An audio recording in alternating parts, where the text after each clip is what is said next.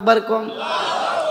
এইবারে বাড়ির ভিতর যখন প্রবেশ করে রে ভাই, হযরত আলী রাদিয়াল্লাহু আনহু মুস্কি মুস্কি হাসে, কারণ মেয়ের তো সুন্দর একটা পাওয়া গেছে, কতক্ষণ ঠিক কিনা।